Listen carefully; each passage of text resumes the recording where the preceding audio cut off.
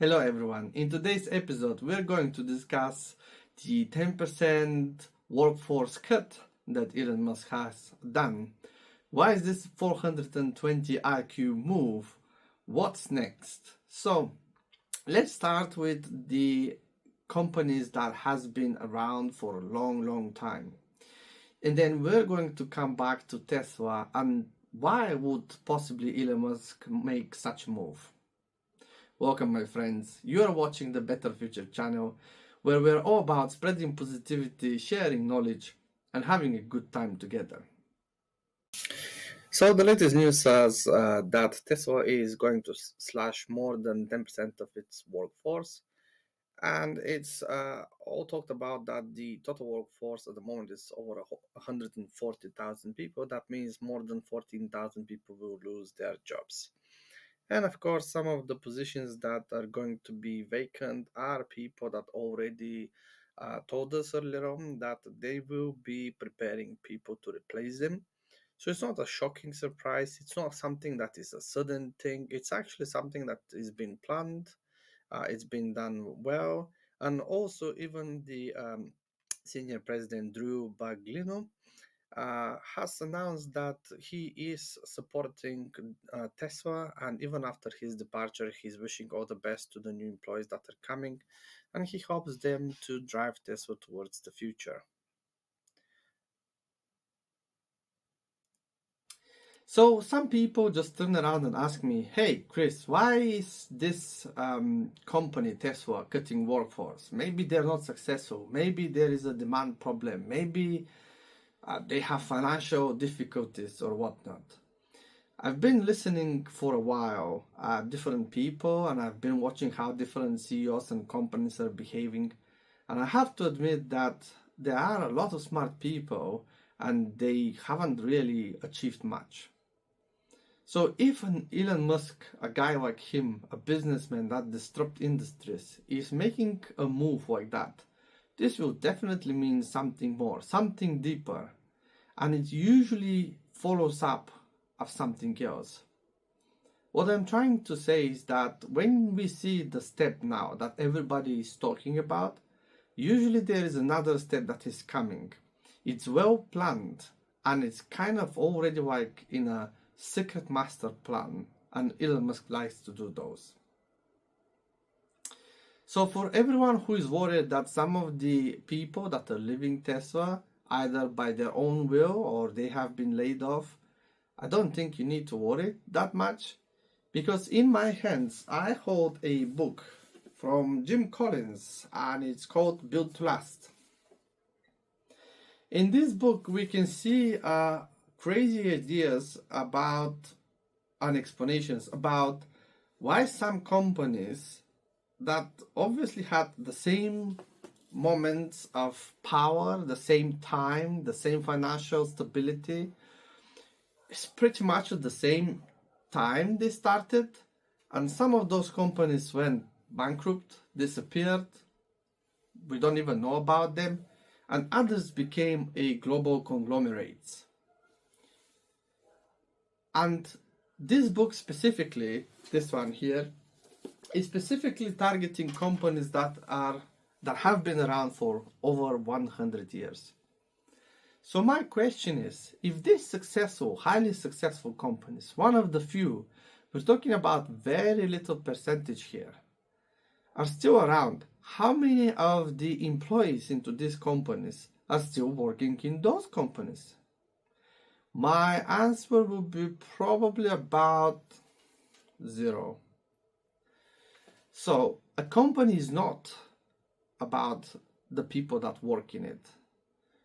However, the people that work in it can set the tone for the people that are coming behind them.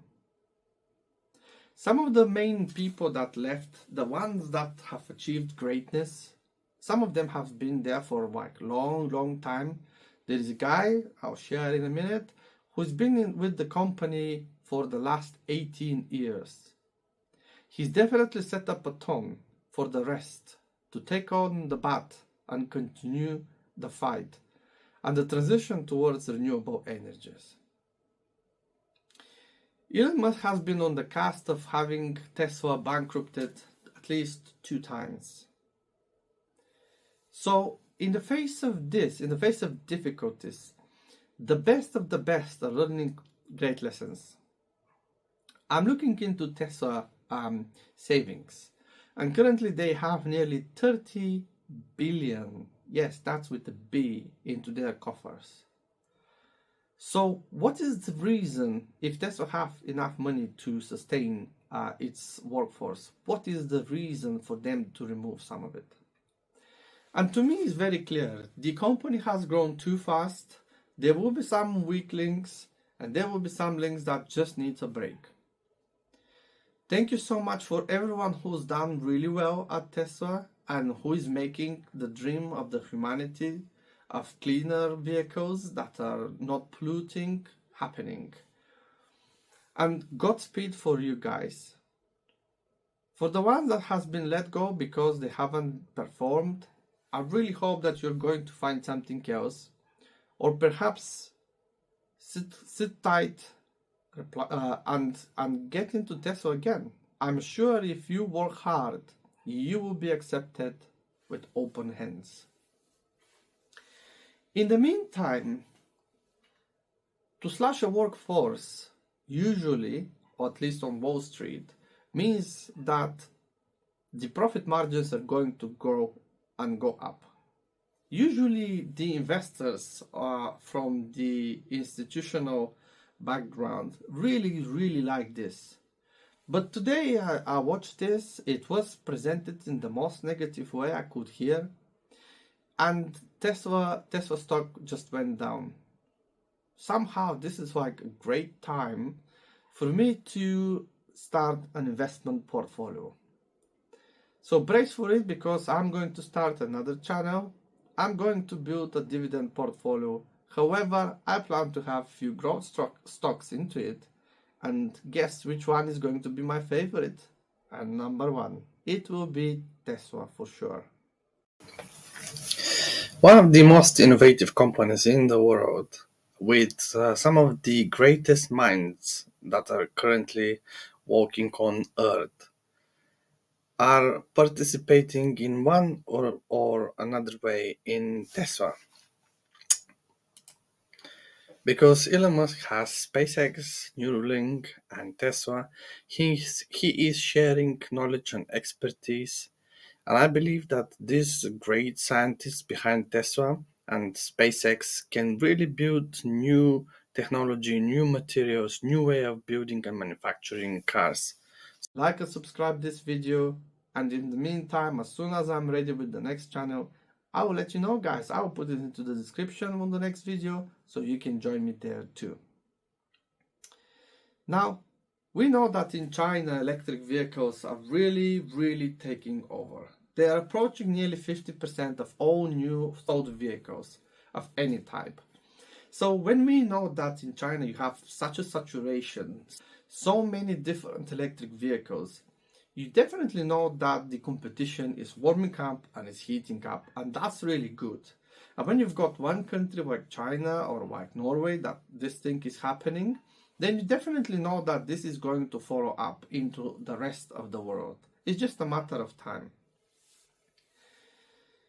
If Elon Musk thinks that the extra people currently are not needed, and he thinks he can save some money, save some costs, then in the best interest of the investors and in the best interest of the world, to make sure that Tesla continues to be profitable, then he is doing the right thing. I see other companies like Xpeng. Last year they've lost like nearly $1 billion US. And they're not the only one who are sustaining crazy losses. NIO last year in 2023, they lost nearly 4 billions with B. I don't think any company can continue losing billions of billions year over year, because at some point, if you don't become profitable, the market will clear you out. And I think a lot of those companies that are not profitable will go away. In the meantime, the ones that stay, they will do really, really well, because it seems that the legacy car makers are just not taking electric vehicles seriously. At least some of the car makers, like Toyota, for example. They seem to be lacking behind because they don't believe that electric cars will be the most dominant way of transportation in the world. And I think they are making a mistake. They are losing crazy, crazy percentages of the market in China. And the reason is because Chinese people will be buying electric vehicles, mostly driven by two factors: safety of the electric vehicles and government policies. By safety, I mean everything that electric vehicle is currently representing. As they are cheap cars, they are very reliable, they are extremely safe.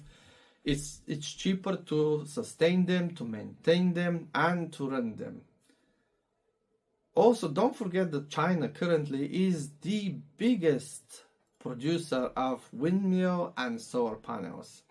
And they really install hundreds of gigawatts a year. If we look into the situation of how the world is going to continue, we can definitely see that moving towards sustainable energy is what Tesla is pushing the world to, and the world is following. This, my friends, are great news. I'm really happy to see that the world is changing for a better, and I hope this transition to get faster. For the rest of you that think Tesla has a demand problem, I will share some data with you from Australia, and I'll show you how many Teslas has been sold as an electric vehicles and how many other has been sold as an electric vehicles. So let's see top 10. So this is top 10 for EVs in March 2024, which is literally last month. The data is from Australia, and we can see that Model Y and Model 3 keep getting position number 1 and position number 2. And that, of course, speaks a lot, because Australia does not have really much of a, if any, of car building or manufacturing services. So they import a lot of cars from China. And Model Y, Model 3, they are built and produced into China, Giga Shanghai, and they're also transported to Australia. Now we do know that in China there is a massive competition, so now this thing is happening in Australia as well. And it seems that Tesla is winning the war, as they're taking position number 1 and position number 2. So as you see, Tesla has a demand issue. They're on first place, they're on second place, and that's not just in Australia, by the way. This is across the countries in Europe, and this is also in America. In America, Tesla is currently sustaining 50% of the whole market there of all electric vehicles that are sold. In China, Tesla is currently having just under 30%. From different sources, you can hear, or from different sources, you can hear slightly different numbers, but they are sticking around 30%, between 15 and 30%. Now, month over month, it varies. Don't forget that electric cars and any cars of any type, they are quite cyclical. If you have high interest, you're going to sell less cars. If some new models are coming, people will be waiting for them because they are going to be more affordable. So what will happen on 8th of August when Tesla turns around and Elon Musk presents the new generation vehicle that is going to be of the price range of $25,000? If currently Model Y and Model 3 are one of the best-selling cars in the world, period, not electric, not hybrid, not internal combustion engine cars, period, then you can imagine that the people that can afford this type of cars are between 5 and 10% of the society.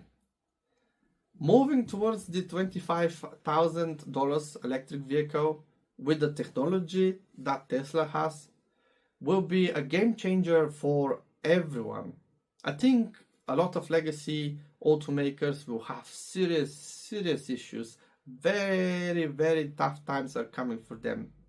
And let's not forget that this Model 2, so-called Model 2, as far as we currently know, it's not confirmed, but we currently know that it will be produced in every single gigafactory of Tesla. So Tesla currently are ramping their batteries 4960, and we know that they're also purchasing batteries of other manufacturers like even BYD and also CATL. We know that Tesla are getting this in-house. Panasonic is also producing for them. So I think this scale that is coming will be something so quick it will flood the markets. So towards the end of this year, I hope this Model 2, the new model, is here and the production is started, has begun. And 2025 is just a crazy new beginning for the earth as a whole. And hopefully Tesla is going to make many, many millions of cars for a few reasons. First, it will benefit the humanity. Second, we're going to have a cleaner air. And third, the data that Tesla is going to be able to collect and improve the full self-driving, it will be something that no one else has on the market. If you like my content, please like and subscribe. And I will see you into the next episode.